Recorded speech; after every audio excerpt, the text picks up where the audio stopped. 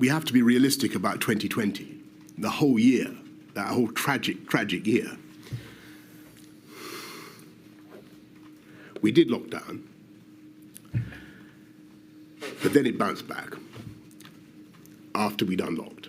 By your leave, my lady, can I just say how glad I am to be at this inquiry, and how sorry I am for the pain and the loss and the suffering sit down. Of please stop. COVID victims. Please sit down.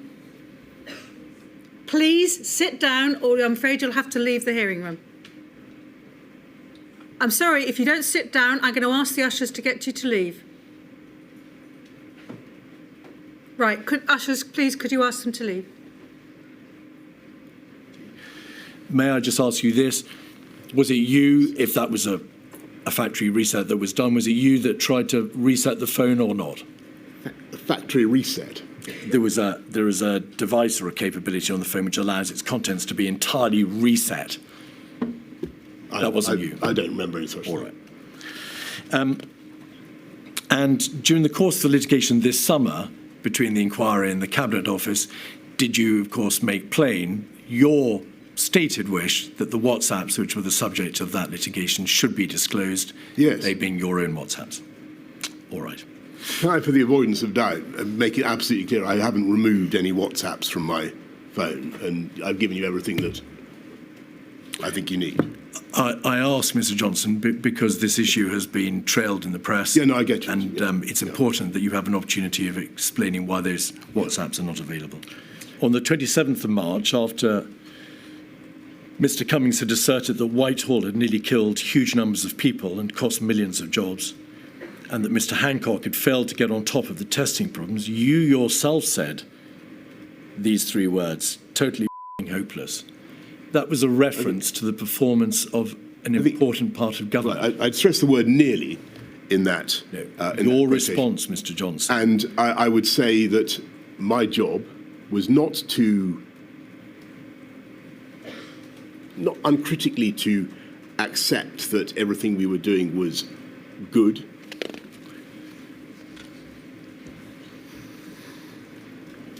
Mr. Case refers at the top of the page to how you have told Mr. Cummings outright to stop talking to the media in his presence. This place is just insane, zero discipline. And then in the bottom half of the page, these people are so madly self-defeating. It's hard to ask people to march. It should be to the sound of gunfire. And then the Cabinet Secretary. The Cabinet Secretary is the head of the civil service. Is he or she not? I've never seen a bunch of people less well equipped to run a country. That's not a matter of atmospherics or lobbying or part of the general day in, day out friction within government, is it?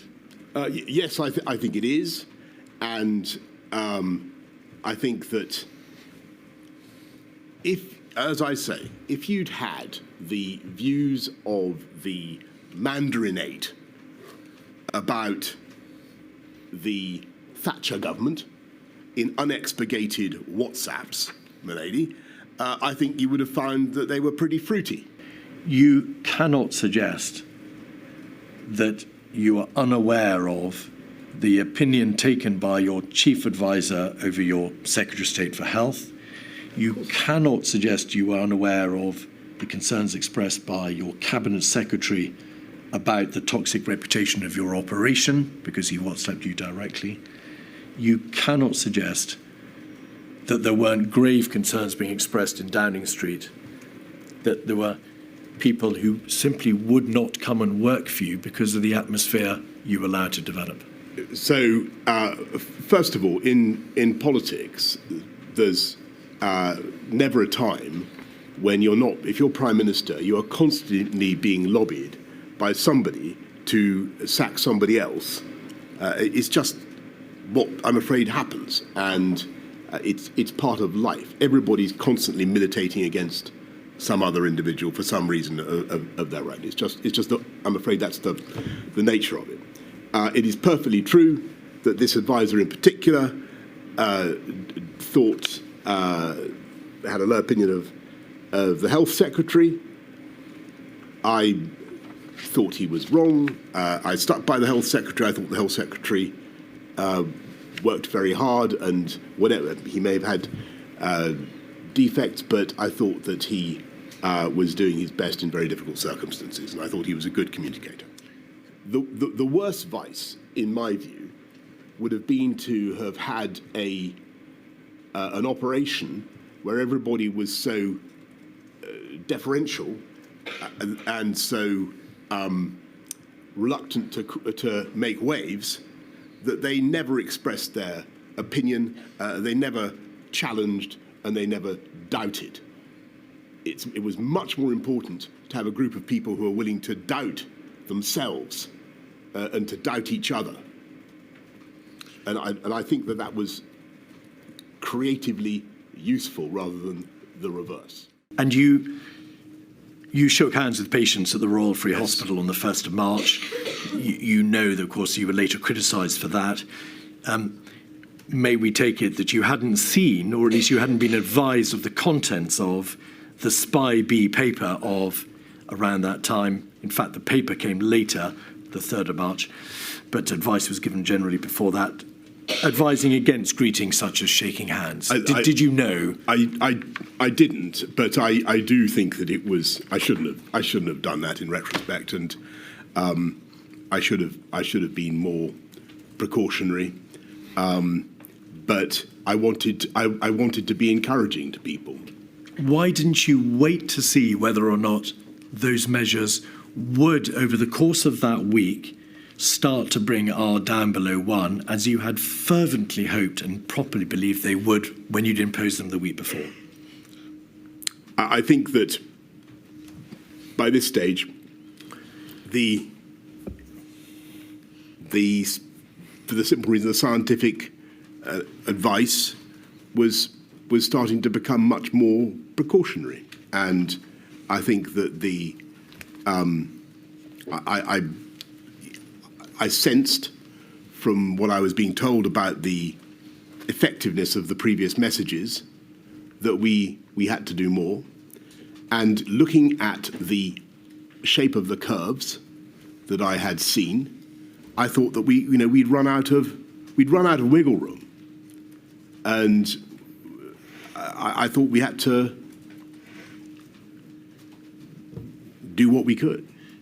There was no hard data, of course, as to when the NHS would be overwhelmed.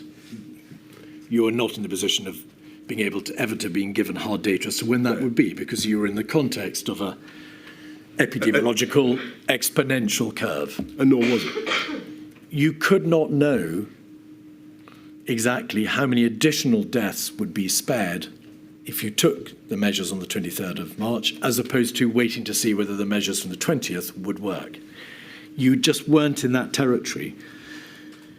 And that being so, why didn't you wait to see whether or not the previous measures should be allowed to work? You say, looking at the shape of the curves, I thought we'd run out of wriggle room. I sensed more needed to be done. That was a very, and this is the suggestion to you, a very uncertain foundation upon which to order the ultimate sanction, the mandatory stay-at-home order. I accept that. You were, I think, less sympathetic to the needs of those persons suffering from long-term sequelae, that is to say, suffering from the condition known as long COVID. You questioned for quite some time whether or not that condition truly existed, and you equated it to Gulf War syndrome repeatedly. Okay. Is that fair? Not really, no. But can I just come back on that and say, first of all, the